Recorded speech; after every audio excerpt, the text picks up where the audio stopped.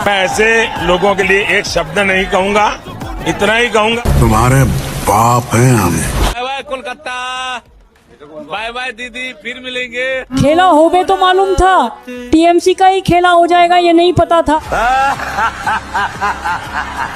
घुसपैठियों की दीदी के साथ बड़ा खेला हो चुका है, क्योंकि पश्चिम बंगाल में भगवा लहरा गया है। इसी के साथ इन जैसी चमचियों को, धमकीबाज चमचियों को, चैलेंजिंग चमचियों को पता चल गया है कि बाप कौन है।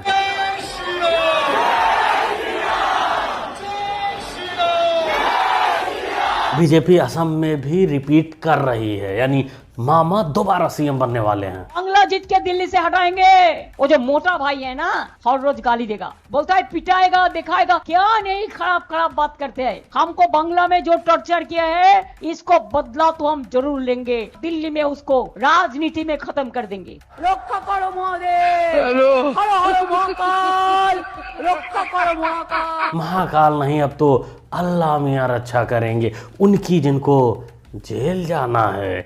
ममता बानो के गुंडों की। अमित शाह का राजनीतिक कैरियर खत्म करने वाली थी, बीजेपी को दिल्ली से खत्म करने वाली थी, लेकिन पश्चिम बंगाल के हिंदू वोटरों ने रसगुल्ले का सारा रस निकाल दिया। ममता बानो का पप्पू हो गया, मतलब पप्पू जैसा। Tata bye bye. বলছি যে এখন আজকে তৃণমূলের সাথে নয়, সে কিন্তু বাঙালি নয়, তার বাঙালিতে থাকারই অধিকার। সে কিন্তু বাঙালি নয়, তার বাঙালিতে থাকারই। इसका नाम है महुआ मोइत्रा, टीएमसी की नेत्री ही। इसका कहना था, इलेक्शन में बोल रही थी कि अगर तुम लोग टीएमसी को वोट नहीं दोगे तो तुम लोग बंगाली नहीं हो। ये मोहतरमा शायद भूल गई थी कि वो बंगाली के साथ साथ हिंदुस्तानी भी हैं, हिंदू भी हैं। यहाँ को दीदी को टीएमसी हरा दिया, लिंक हो के पूरा कलकत्ता हम घूरेंगे, रिकॉर्डिंग कर लेना। क्या बोल रहे हैं? बीजेपी टीएमसी को हरा दिया तो लिंक हो के पूरा कलकत्ता घूरेंगे, लंगा होके घूरेंगे। हाँ, रिकॉर्डिंग कर लो। मेरा नाम सुफियान है, मेरा नाम सुफियान है। मैं ये पीछे गली पे रहता हूँ, ठीक है, मेरा नाम सुफियान है। भरोसा कैसे आपको? भरोसा है भाई, हमारी दीदी है। सुफियान बरो को नंगा होने का शौक था और पश्चिम बंगाल की जनता ने मौका दे दिया है। अब इस जाहिल को पकड़ो, खोजो, निकाल कर बाहर लाओ। वैसे नंगा तो बाद में पुलिस ये गुंडे लोगों का करेगी ही, लेकिन यहाँ तो इसको एक बार बनता है नंगा करके पूरा चौराहा घुमाना, जिससे इसको एहसास हो कि वो दिन चला गया जब गुंडागर्दी करके, कैप्चरिंग करके, बूथ लूट के तुम लोग जीत जाते थे। अब की सीआरपीएफ लगी थी और ममता बानो का टाटा बाय बाय कर दी है। अगर मोदी बंगाल भी जीत गए फिर क्या है आगे? तो 2029 का चुनाव विपक्ष ने लड़ना ही नहीं चाहिए।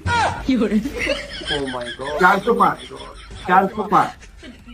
टाइगर क्या कह रहे हैं? आप कह रहे हैं कि अगर बंगाल जीत गए मोदी तो फिर 405। इसका मतलब वो सिस्टम जो उन्होंने टूल किट उपयोग में लिया वो रिजल्ट दे रहा है। उस टूल किट को एक ही जगह फेल हो सकता है, बंगाल, बाकी किसी राज्य में दम नहीं। बताओ जी, वानखेड़े अंकल का क्या होगा? उस दिन में भी मैं दिखाया था, लेकिन आज दिखाना मजबूरी बनता है। वानखेड़े अंकल की तो जलकर राख हो गई होगी। इन्होंने तो उम्मीद अब 2029 का भी छोड़ दिया है, लेकिन ऐसा वानखेड़े जी नहीं है। 27 में एक जख्म और लेना है यूपी का, इसलिए उम्मीद, तशरीफ मजबूत करके रखिए। हाँ, 27 के बाद जब जल कर राख हो जाएगी तो बाद में कह सकते हो कि अब 29 भी गया। वैसे भी अब वानखेड़े जी, आप लोगों का काम है कि ममता बानो के पास जाओ, संतावना दो उनको कि होता है ऐसा। जब घुसपैठियों का वोट कट जाता है तो तकलीफ होती है, क्योंकि ज़्यादा उछलने से भतीजा जेल भी जा सकता है। वो भी दिन देखना ही पड़ेगा। एक बात मैं आखिरी कहता हूँ, ममता बनर्जी राहुल गांधी नहीं है, ममता बनर्जी अखिलेश यादव भी नहीं है। ममता बनर्जी उसी स्तर पर जाकर भारतीय जनता पार्टी से लड़ने का मादा रखती है और भारतीय जनता पार्टी जो व्यूह रच रही है, ये बात ख्याल रखिएगा। ममता बनर्जी केवल हेलीकॉप्टर से रैली नहीं करती, उनके बूथ बूथ पर घर घर की मैपिंग भी उनके कार्यकर्ताओं ने कर रखी है। ये भारतीय जनता पार्टी के लिए एक बहुत बड़ी चुनौती है। राजीव रंजन अंकल, पप्पू से भी गई गुजरी निकली आपकी ममता बानो। अब बताओ, आपके दिल का क्या माहौल है? अब भी बोलोगे ममता ममता है, राहुल गांधी नहीं है, पप्पू नहीं है? ये काम अगर 2021 में हुआ होता, घुसपैठियों का नाम कट गया होता, तो शायद रिजल्ट 2021 में ही कुछ अलग होता। लेकिन जो भी होता है अच्छा ही होता है। वैसे ममता बानो ने ही बोला था, अब किसके दम पे बोला था ये तो पता नहीं, लेकिन उन्होंने बोला था कि अगर हम एक अपने खास कम्युनिटी को उतार देंगे मैदान में तो हिंदुओं तुम लोग भागते फिरोगे, तुम लोगों का औकात बता देंगे।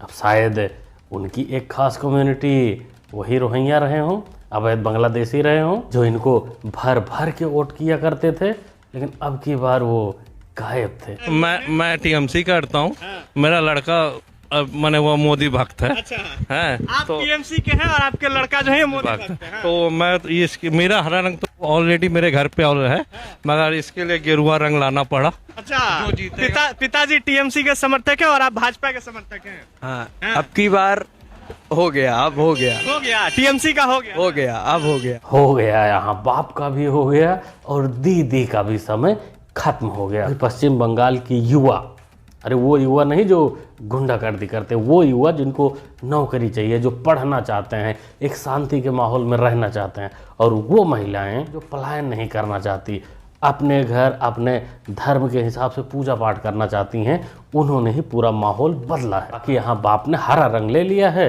और बेटे ने भगवा। अब हरा रंग पिछवाड़े में लगाने की बारी है। वैसे बेटा नहीं लगाएगा, लेकिन और किसी से तो लगवा ही सकता है, क्योंकि इस माहौल में थोड़ा बहुत मस्ती तो घर में भी चलनी चाहिए।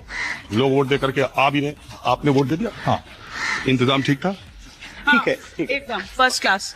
और हम चाहते हैं मन खोल के कम से कम कह सके जय श्री राम। बहुत हो गया, मर रहे हम इस शहर में। अरे गुस्सा क्यों हो रही है दीदी, बात तो करते जाओ, आप बोलो जो बोला। क्या बोले, गला गा के हम अल्लाह अकबर बोल सकते हैं, लेकिन जय श्री राम नहीं बोल सकते। क्या गुनाह किया है हमने हिंदू होकर? हिंदू होना गुनाह ही था पश्चिम बंगाल में। कई चुनाव में आप लोगों ने देखा ही होगा, चुनाव के बाद क्या तांडव होता था। इस चुनाव में भी कई सर्वे वाले भी, माई एक्सेस इंडिया वाले भी बताए थे कि ज़्यादातर लोग बोलने के लिए मना कर रहे हैं कि हमने किसको वोट दिया है, और सामने भी कैमरे पर मना करते थे, क्योंकि उनको डर था ममता के गुंडों का कि अगर गलती से कहीं टीएमसी की सरकार दोबारा आती है तो उन लोगों के साथ क्या होगा। हाँ, इनमें बोलने वाले कुछ निडर लोग थे, लेकिन ज़्यादातर लोग चुप थे, मतलब साइलेंट वोट किए थे, और उसी का नतीजा है कि बीजेपी पश्चिम बंगाल में सरकार बना रही है। चुनाव के ही दौरान ममता बानो ने बोला था कि अगर तुम बीजेपी को सपोर्ट करोगे, बीजेपी को वोट करोगे, तो हमसे बुरा कोई नहीं होगा, हम माफ़ नहीं करेंगे, अल्लाह माफ नहीं करेगा। एक बात याद रखना, बीजेपी को मदद मत करो। बीजेपी का अगर तुम लोग मदद करोगे कोई, तो अल्लाह का कसम आप लोगों को कोई माफी नहीं करेगा, हम तो माफी नहीं करेंगे। दीदी के अलावा कोई नहीं जीतेगा।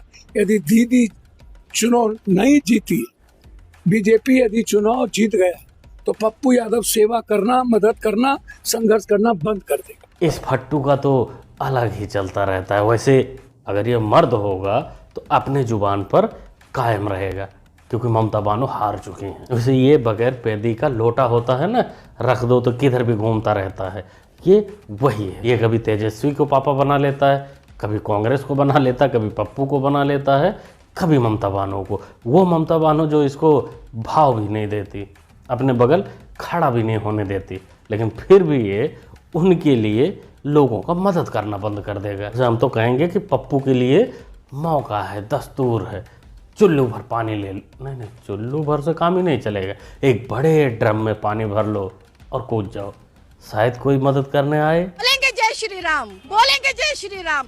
राम है वो भगवान है, क्यों नहीं बोलेंगे ला इलाहा इल्लल्लाह मुहम्मदुर रसूलुल्लाह, जय श्री राम। क्या नाम है आपका? फरहा नाम है मेरा।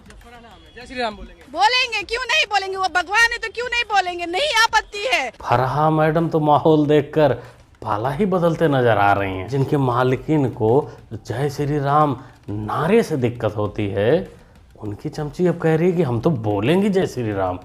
माहौल बदल रहा है। वैसे ये बदलाव तब होता है जब लौंडा या फिर मियाँ जी किसी चोरी के इल्ज़ाम में, गुंडई के इल्ज़ाम में, या फिर पत्थरबाजी में फंसे हो, तब जय श्री राम ज़्यादा निकलता है। अभी पश्चिम बंगाल में ममता बानू की सरकार आ रही होती तो बिल्कुल नहीं, जय श्री राम के आसपास भी नहीं भटकती है। मुसलमान का वोट सिर्फ ममता बनर्जी को जाएगा। मुसलमान का दुश्मन कौन है? बीजेपी है। कोई अपने दुश्मन को वोट देगा? ये तो कैसे समझाओ, कैसे दुश्मन? अरे देखो जहाँ जहाँ बीजेपी शासन है क्या हाल है मुसलमानों का। यूपी में क्या हाल है? यूपी में क्या हाल है? सब तरफ तो बुरा हाल है, फिर और क्या बोलने का चाहिए। नहीं, हाँ, यूपी में तो ज़्यादातर घर, ज़्यादातर फ्री राशन, फ्री सिलेंडर तो मुसलमानों को ही मिला है। और जहाँ तक रही पश्चिम बंगाल में सारे मुसलमान टीएमसी को वोट देंगे क्योंकि बीजेपी उनकी दुश्मन है। तो मियाँ, दुश्मन से लेना भी हराम होता है ना। सरकार जब बीजेपी की आ जाएगी तो सारी सरकारी सुविधाएं छोड़ देना जो बीजेपी देगी, और बीजेपी को भी यहाँ ध्यान देना पड़ेगा कि किसका साथ मिला है, किसका विश्वास मिला है। मिस्टर गांधी पे भी होगा क्योंकि आप कह रहे हैं नहीं, वो तो पहले खेरा को पेलूंगा, फिर खेरा से नाम निकालेगा तो बाकी को पेड़ा बनाऊंगा। खेड़ा का तो पेड़ा अब बनना तय लगता है क्योंकि हेमंत दादा दोबारा सरकार में आ रहे हैं और पहले से और तगड़े तरीके से आ रहे हैं। एक लथेड़ा का वीडियो भी सामने आया था, मतलब वोटिंग के दिन, जिसमें चूसा हुआ आम जैसा लग रहा है, गुठली जैसा लग रहा है। जब से उसको पुलिस खदेड़ रही है तब से वो सूख सा गया है, लेकिन पहला जाएगा तो क्या होगा। दोस्तों, जब मैं ये वीडियो बना रहा हूँ तब तक पश्चिम बंगाल में टीएमसी 95 सीटों पर लीड कर रही है और बीजेपी 193। शाम होते होते काउंटिंग थोड़ा रात तक चलेगी क्योंकि काउंटिंग थोड़ा धीरे हो रहा है। जगह जगह टीएमसी के गुंडे कुछ लोगों को परेशान भी कर रहे हैं, झड़प की भी खबरें आ रही हैं, पुलिस एक्शन भी ले रही है। तो इसलिए फाइनल रिजल्ट होते होते लगता है रात हो जाएगी, लेकिन जो शुरुआती रुझान है उसे यही लगता है कि बीजेपी सरकार बना रही है फुल मेजोरिटी के साथ। बाकी जो वीडियो एक्शन का होगा, क्योंकि गुंडे तो कुछ ना कुछ बवाल काटेंगे ही, एक्शन भी होगा, उन सब वीडियो को डाल दूंगा टेलीग्राम पर। इस QR कोड को स्कैन करके आप टेलीग्राम पर पहुंच जाइए और फॉलो करके रखिए। काफ़ी सारी मज़ेदार वीडियो वहां भी आपको मिलेगी। बाकी नेक्स्ट वीडियो में आपसे उनसे मिलवाऊंगा जिनकी जली है और जो छाती पीट रहे हैं ईवीएम का। उनसे मिलेंगे तो और मज़ा आएगा और आनंद आएगा। इस वीडियो के बारे में आप लोग जो भी कहना चाहते हैं कमेंट बॉक्स खाली कमेंट में लिखिए, बताइए, अपना राय दीजिए। मिलते हैं अगली वीडियो। Thanks for watching.